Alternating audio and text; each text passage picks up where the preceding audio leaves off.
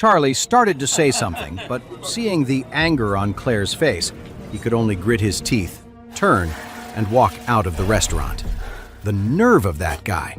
The boss of some small-time company, acting so tough in front of him? Does he have a death wish? And why was Claire so worried about offending him? Didn't she know her husband was the most powerful man she'd ever meet? For a moment, Charlie wanted to tell Claire everything. His real identity, the truth about his family. Then she wouldn't have to worry about the future or be pushed around by a nobody like this. But the words died on his lips. He held back. Revealing his identity meant officially accepting his place in the Wade family. It meant going back, rejoining the clan. And he didn't want to go back. Standing at the entrance of the hotel, Charlie looked up at the second-floor window, then pulled out his phone. He called Stephen Thompson. "I need you to look into a company for me. Future company. Find out who their recent clients are and what projects they're working on." Stephen's respectful voice came through the phone. "Mr. Wade, most of Future Company's major clients are smaller businesses that fall under the Wade family's umbrella. They also landed a few real estate projects with the M. Grand Group this year." "Is that right?" Charlie sneered. So all this time, this Byron Walsh clown was just feeding off the scraps from his family's table. Charlie almost laughed out loud. How would Byron feel if he knew he was insulting the man who basically signs his paychecks? Thinking about it, he said to Stephen, "Help me teach Future Company a lesson." Stephen asked respectfully, "Mr. Wade, what do you have in mind?" "Oh, just pull all of our business with them. I've decided I don't like their company." "Who would dare to offend you? Do you want me to just take care of their boss? I can make him disappear." Charlie waved a hand dismissively, a small smile on his face. "No, don't always jump to killing. If he's dead, how can he feel any pain? Just bankrupt him. Ruin him so completely that he spends the rest of his life on the streets." "Of course, young master. Give me a few minutes. I'll make the arrangements." For Stephen, bankrupting Future Company was as easy as squashing a bug. Charlie finished his call, hung up the phone, and looked back up at the restaurant. He could see Claire was still apologizing to Byron, who was acting smug and arrogant. Charlie could only imagine the things he was saying. He simply sat down on the curb, lazily waiting for his wife to come out. On the street, Charlie, dressed in his simple clothes, looked like any other person passing by. No one would give him a second glance. Yet, with a single phone call, he could turn a well-known Oris Hill businessman into a pauper with nothing. Claire kept pleading with Byron, and after a while his angry expression seemed to soften. A moment later, she walked him out of the hotel. Byron's face, still red from the hot soup, was throbbing with pain. He saw Charlie sitting on the side of the road and shot him a hateful glare. Then he turned back to Claire. "For your sake, I'll forgive your useless husband this one time. I'll take you to dinner tomorrow night, and we can talk about the partnership." On the surface, it sounded like he was being gracious, but inside, he was still seething. If Claire hadn't been apologizing so desperately, he would have already called his guys to come and deal with Charlie on the spot. But Byron had no intention of actually letting Charlie off the hook. He just wanted to get Claire alone tomorrow, and then he'd find someone to take care of her husband permanently. Charlie walked over and said to Claire, "Honey, let's go home. There's nothing to talk about with a jerk like him who's about to go bankrupt, let alone make a deal." Byron's face twisted in fury. "Kid, you must really have a death wish, saying I'm going bankrupt. You know, the only reason you're still standing right now is because I'm doing a favor for Claire." Charlie sneered and slapped him hard across the face. The sharp sound of the slap echoed on the street. Byron was stunned, covering his face. He shouted angrily, "You piece of trash! How dare you hit me?" Charlie sneered. "What's wrong with hitting you? You deserved it, so take it." After saying that, he raised his hand and slapped him again, making his other cheek swell up. Even though Claire was disgusted with Byron, seeing Charlie slap him twice in a row made her nervous. She quickly said, "Charlie, what are you doing? I told you not to start fights with people." She wasn't worried about the business deal. She was worried that Byron would retaliate against Charlie. After all, Byron was a powerful man. How could he just let this go after being publicly humiliated? Sure enough, Byron lost his temper completely.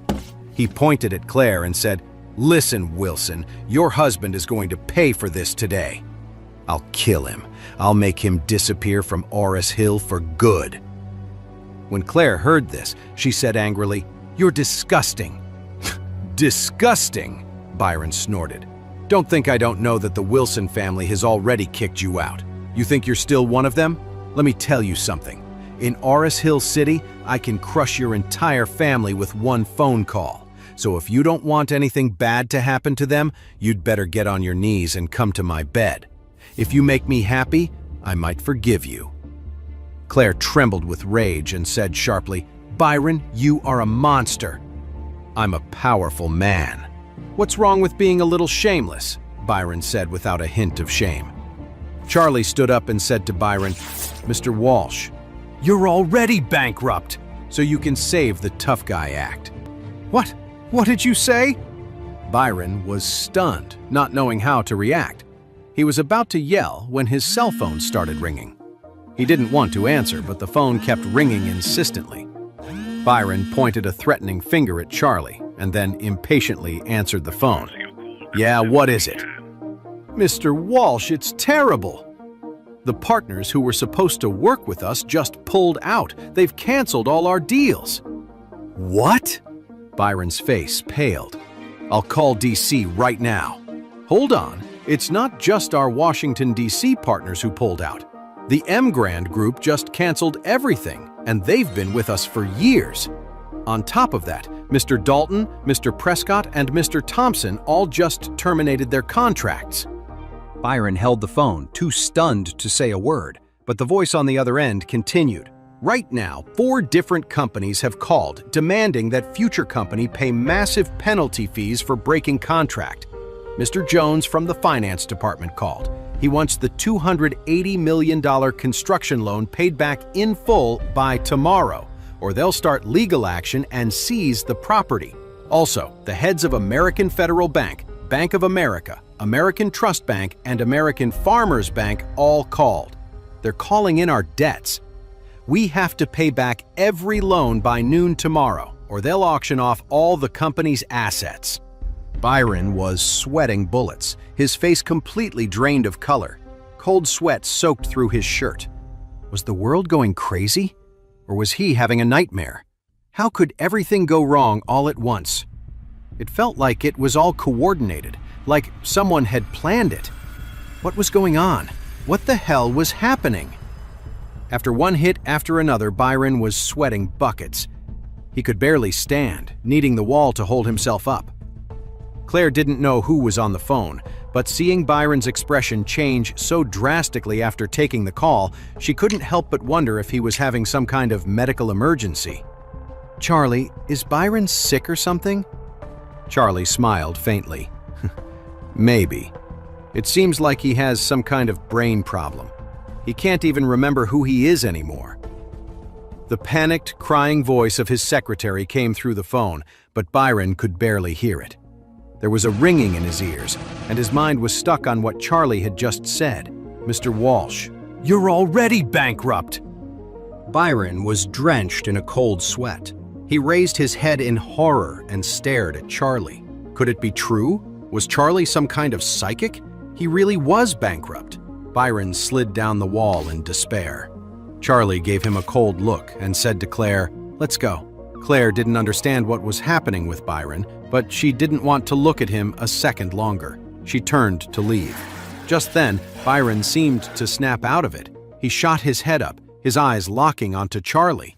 Just as Charlie was about to get into the car, Byron charged at him. His eyes were bloodshot, and he was panting heavily, his gaze fixed on Charlie. Byron's crazed look made Clare nervous, and she instinctively took a step back, moving closer to Charlie. "You did this, didn't you? You did all of this!" Byron stared at Charlie, his voice filled with panic. Charlie glanced at Byron and said flatly, Get lost." His tone was sharp and dismissive, like he was talking to a stray dog. The onlookers stared at each other in shock. "Oh my God, isn't that the famous Mr. Walsh?" The people watching couldn't believe it. This guy dressed like a nobody was daring to talk to Mr. Walsh like that in public? Did he have a death wish? Did he not want to work in Orris Hill City ever again? But then, right in front of everyone, Byron dropped to his knees in front of Charlie. With tears streaming down his face, he pleaded, "Mr. Wade, I was wrong. Please, just let me make a living." The whole crowd went silent. No one could believe what they were seeing. Byron Walsh, the famous construction tycoon in Orris Hill City, was on his knees in front of some random guy. Even Claire was stunned. She never would have imagined Byron Walsh kneeling to Charlie. "Mr. Wade, I deserve to die for what I tried to do to Claire. I was wrong. I'm so sorry. I swear I'll never do it again. Please, please, spare me. Don't destroy me completely." As Byron spoke, he started slapping himself hard across the face, the sound echoing loud and clear. Charlie's face was blank. He watched Byron slap himself a dozen times until his mouth started bleeding. Then, Charlie said quietly, "Mr. Walsh, I have no idea what you're talking about." "Mr. Wade, once Future Company goes bankrupt, I won't just be broke, I'll be hundreds of millions of dollars in debt. I'll never be able to pay it back, not even in my next lifetime." Byron stayed on his knees, pleading, completely stripped of his usual powerful demeanor. Everything was happening so fast, and it was all too much of a coincidence. Charlie had said he was bankrupt, and suddenly Future Company was hit with one disaster after another. It was definitely going to go bankrupt by tomorrow. Hey amazing viewers, it's Charlie here. Thanks for sticking with us. By the time of the release of this video, only 11% of our viewers have joined the party by subscribing, and 89% of you might miss out on our next mind-blowing video. So what are you waiting for? Hit that subscribe button and join the exclusive club.